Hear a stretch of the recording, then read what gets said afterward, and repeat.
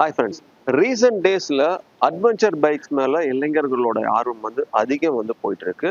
அதுக்கு தகுந்தாற்போல் நிறைய அட்வென்ச்சர் பைக்ஸ் தொடர்ந்து வந்துட்டே இருக்கு. இப்போ நம்மள்ட்ட அட்வென்ச்சர்ஸ் பைக்ஸோடைய கிங் அப்படின்னு சொல்லக்கூடிய இமாலயன் பைக் இருக்கு. ஸோ அந்த பைக் யூஸ் பண்றவருடைய ஓனர்ஷிப் ரிவ்யூ தான் இன்னைக்கு நம்ம பார்க்க போறோம். ஸோ இந்த ஓனர்ஷிப் ரிவ்யூல இருந்து அந்த பைக் வாங்கணும்னு நினைக்கிறவங்களுக்கு நிறைய ஐடியாஸ் கிடைக்கும். வாங்கலாமா வேணாமா நீங்க தெரிஞ்சுக்கலாம்.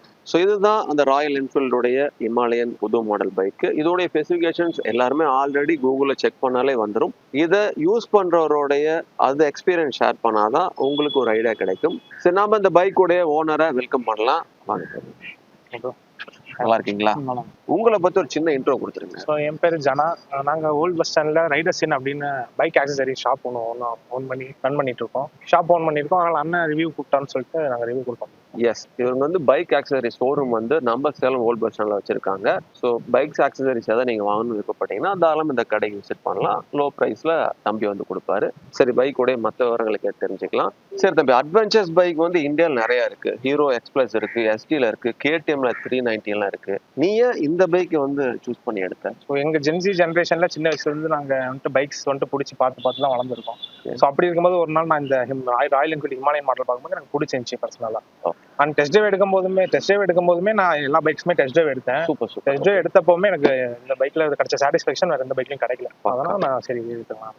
அதெல்லாம் நான் அதிகமா லாங் டிரைவும் போவேன். ஓகே, அதனால அதுக்கு இது ஒர்த் அப்படின்னு தோணுச்சு. இந்த பிரைஸும் என்கிட்ட இருந்துச்சு. அதனால நான் சூப்பர். சரி, இந்த வண்டி எப்போ பை பண்ணீங்க? எத்தனை கிலோமீட்டர் ஓடி இருக்கு? ஆக்சுவலா வண்டி எடுத்து 8 months ஆகுது. 10,000 கிலோமீட்டர்ஸ் ஓடி இருக்கு. ஓகே, 10,000 ஓடிட்டீங்களா? பரவாயில்ல. லாங் டிரைவ் அதிகமா போகிறதால. சரிப்பா. ஸோ வண்டி எடுத்ததுக்கு அப்புறமா ஏதாவது பிரச்சனைகள் எது இருந்துச்சா இல்லை இல்லையா? சர்வீஸ்லாம் முடிஞ்சிச்சா? எத்தனை சர்வீஸ் முடிஞ்சிருக்கு? ஆக்சுவலாக வண்டி எடுத்ததுல 2 சர்வீஸ் முடிஞ்சிருக்கு. ஓகே, ஃபர்ஸ்ட் சர்வீஸ் சாமுண்டி என்ஃபீல்டில் தான் விட்டுருந்தேன். அங்கே தான் பைக் வாங்கியிருந்தேன். Okay okay. So first service வரும்போது எனக்கு நியர்லி 1700 கிட்ட வந்துச்சு. ஓகே, அது அதிகமா தெரியல? அதிகமா இந்த வண்டி ஃபர்ஸ்ட் சர்வீஸ் கம்பேர் பண்ணும்போது மற்ற வண்டியில விட இல்லை அதிகம் தான் இருக்கு. சரி, பரவாயில்ல. செகண்ட் சர்வீஸ் 3200 கிட்ட வந்துச்சு. ஸோ நல்லாவே சர்வீஸ் பண்ணி கொடுத்தாங்க. அதெல்லாம் ஒன்றும் ப்ராப்ளம். ஷோரூம் சைட்ல இருந்து சர்வீஸ்ல உங்களுக்கு எதுவும் பிரச்சனை இல்லை? கரெக்டாக தான் பண்ணி கொடுத்துருக்காங்க. சரிப்பா. ஸோ வண்டி எடுத்ததுக்கு அப்புறமா ஏதாவது இஷ்யூ ஃபேஸ் பண்ணீங்களா? அது ஸோ இஷ்யூஸ் பொறுத்த வரைக்கும் பெருசாக எதுவும் இல்லை. வண்டி இன்ஜின் மட்டும் ஹீட்டிங் இஷ்யூஸ் இருக்குது சிட்டிக்குள்ள. ஓகே. ஸோ பொதுவாக அந்த அட்வென்ச்சர்ஸ் பைக் வாங்கும்போது அதிகமான சிசி இருக்கும். மைலேஜ் எதிர்பார்த்த மாதிரி தராதுன்னு சொல்லுவாங்க. இதோட மைலேஜ் எவ்வளோ தருது? ஸோ ஆக்சுவலாக அதோட மைலேஜ் சிட்டிக்குள்ள 28 தருது. ஓகே. ஸோ நான் மினிமலான ஸ்பீடில் தான் வண்டி ஓட்டுவேன் ஆக்சுவலாக சிட்டிக்குள்ள. அதனால எனக்கு இது பெட்டர் மைலேஜ் தான் தோணுது. இன்னும் நீங்க ரேஷா அடிச்சு ஓட்டுறீங்க அப்படின்னும் போது இன்னும் உங்களுக்கு கண்டிப்பா டிராப் ஆகும். சிட்டிக்குள்ள 28 சம்திங் வருதா? மேபி நீங்க ஹைவேஸ்ல ஓட்டுறீங்க அப்படின்னா 30, 32 அந்த மாதிரி நல்லாவே தருது. ஒன்றும் ப்ராப்ளம் இல்லை. நான் அதிகமாக ஹைவேல தான் போவேன்.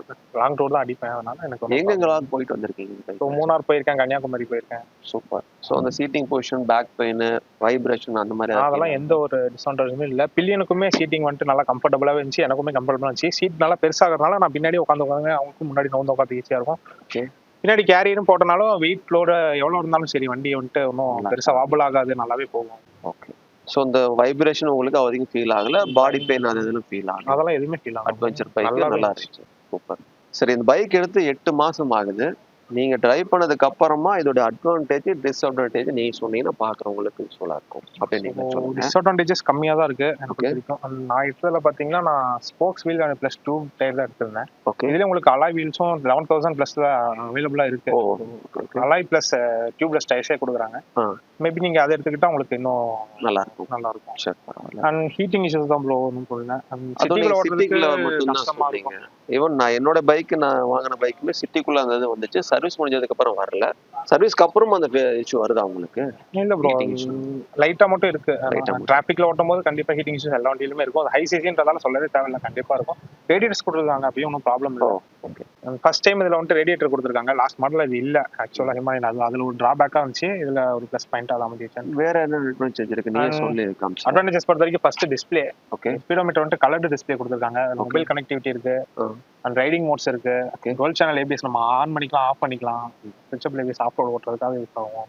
அண்ட் மேப் நம்ம ஃபோன் வைக்கணும்னு அவசியமே இல்லை. இதுலயே மேப் தெரிஞ்சிடும். இன்னும் ஒரு டிஸ்அட்வான்டேஜ்னா ஃபோன் லாக் ஆயிடுச்சு அப்படின்னா இதுலயே லாக் ஆயிடும். அப்ப நம்ம அது கொஞ்சம் கஷ்டம் இல்லையா? அது மட்டும் அவங்க கொஞ்சம் பார்த்து கிளைம் பண்ணாங்க. சரி, ஓகே. வேற அட்வான்டேஜ் என்ன இருக்கு? ராயல் என்ஃபீல்ட்ல ஹிமாலயன் பொறுத்த வரைக்கும் எனக்கு ரொம்ப பிடிச்சது சஸ்பென்ஷன் தான்.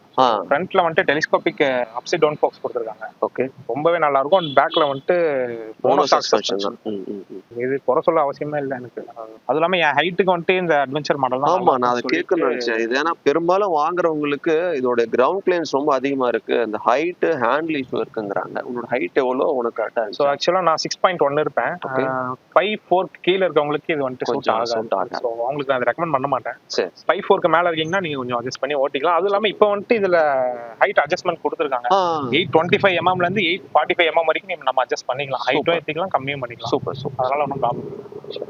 ஸோ நெக்ஸ்ட் அட்வான்டேஜஸ்ன்னு கேட்டிங்கன்னா இஷ்டே தாண்டி டுவல் சேனல் ஏபிஎஸ் கொடுத்துருக்காங்க. ஸ்விட்சபிள் தான். ஓகே. அண்ட் ஹை ஸ்பீட்ல போகும்போதுமே நம்ம பிரேக் பிடிச்சா நல்லா ஸ்மூத்தாவே பிடிக்குது. அதெல்லாம் ஒன்றும் ப்ராப்ளம் இல்லை. ஓகே. முன்ன இருந்த ஹிமாலயனுக்கு இப்போக்கும் உள்ள வித்தியாசம் ஏதாவது தெரியுமா? நிறைய வித்தியாசம் இருக்கு.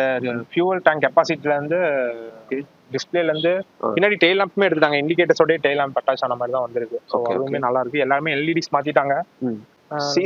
சிசி வந்துட்டு 411 இருந்து 450க்கு மாத்திருக்காங்க இப்ப. அதனால 4500 RPM இருந்து டார்க் வந்துட்டு 32 இருந்து 40 இன்க்ரீஸ் ஆகுற மாதிரி வச்சிருக்காங்க. அதிகமா இருக்கு. இனிஷியல் பிக்கப் இன்னுமே நல்லாவே இருக்கு. ஸோ ஹில்ஸ் நம்ம ஏறோம் அப்படிங்கும்போது இனிஷியல்ல நம்ம கம்மி கீழ போறோம் அப்படின்னா இன்னும் ஸ்மூத்தா ஃபாஸ்டாவே போகும். சூப்பர். ஸோ அது வந்து ஒரு நல்ல அட்வான்டேஜ் எனக்கு. ஸோ முக்கியமா அட்வென்ச்சர் பைக் எடுக்கிற யாரும் அந்த அட்வென்ச்சர் எக்ஸ்பீரியன்ஸ் பண்ணியிருப்பாங்களான்னு தெரியாது. நம்ம வந்து லாங் டிரைவ் தான் போவோம். அட்வென்ச்சர் மாதிரி ஹில்ஸ்ல எங்கேயாவது போய் அதை ஃபீல் பண்ண அனுபவம் ஏதாவது? ஸோ இருக்கு ப்ரோ. மூணார் போகும்போதுமே நாங்கள் வந்துட்டு ரிவரை கிராஸ் பண்ணி போகிற மாதிரிலாம் இருந்துச்சு. ஏற்காடுலையுமே ரெயின் பீரியட்ல போகும்போது உங்களுக்கு வந்துட்டு ஆஃப் ரோட்ல போகும்போது நான் ஏபிஎஸ் ஆஃப் பண்ணிட்டுலாம் ஆஃப் ரோட் பண்ணியிருக்கேன். நல்லாவே இருக்கும் எக்ஸ்பீரியன்ஸ். நல்லா இருக்கும். சூப்பர். சரி தம்பி, எல்லாம் ஓகே. எவ்வளோ ப்ரைஸ்க்கு எடுத்தீங்க? ப்ரைஸ் பற்றி கொஞ்சம் சொல்லுங்களேன். ஆன் ரோட் ப்ரைஸ் எவ்வளோ? ஸோ ஆன் ரோட் ப்ரைஸ் வந்துட்டு 3.8L கிட்ட வந்துருச்சு. ஸோ அது ப்ரைஸ் அதிகம் தான். பட் நம்ம ட்ரீமை ஃபுல்ஃபில் பண்ணோம் அப்படின்ற ஒரு நோக்கத்தோட நான் எடுக்கும்போது எனக்கு அது பெரிய இஷ்யூவாக தெரியல. எப்படியாவது எடுத்தே ஆகணும், ஆசையை கம்ப்ளீட் பண்ணி ஆகணும்னு சொல்லிட்டு நான் எடுத்தேன். சூப்பர். சரி, இப்போ இந்த பைக்கை இன்னொருத்தருக்கு நீங்கள் ரெக்கமெண்ட் பண்ண நினைச்சீங்கன்னா பண்ணுவீங்களா, இல்லை வேற ஏதாவது சர்ச் பண்ணுவீங்க? ஸோ தாராளமாக நான் வந்து இந்த பைக் ரெக்கமெண்ட் பண்ணுவேன். ப்ரைஸ் அதிகமாக இருக்குன்னு பார்க்காதீங்க. அந்த ப்ரைஸுக்கு ஒர்த்துன்னு சொல்லி நான் ரெக்கமெண்ட் பண்ணுவேன். நான் கொடுத்துருக்க ஸ்பெசிஃபிகேஷன் லாஸ்ட் டைமோட கம்பேர் பண்ணும்போது இந்த தடவை இன்னும் நல்லாவே கொடுத்துருக்காங்க. எந்த விதத்துலையுமே குறைன்னு சொல்லி வைக்கல. என்ன மேபி 5.4 feet கீழே இருக்கவங்க மட்டும் நான் ரெக்கமெண்ட் பண்ண மாட்டேன். ஏன்னா கண்டிப்பாக உங்களால் இது பண்ண முடியாது. கர்ப் வெயிட் வந்துட்டு 194 kg இருக்கும்போது அதிகமாக தான் இருக்கு. ஹில்ஸ் ஏற்றிட்டு லைட்டாக சாகும் போது கால் வைக்க முடியும்னா கண்டிப்பாக வண்டி சாஞ்சும். ஸோ அதெல்லாம் பார்த்துட்டு தான் அவங்க எடுக்கணும். சரிப்பா, சூப்பர். தேங்க்யூ. உங்களோட எக்ஸ்பீரியன்ஸ் இங்கே வந்து ஷேர் பண்ணதுக்கு ரொம்ப நன்றி தம்பி.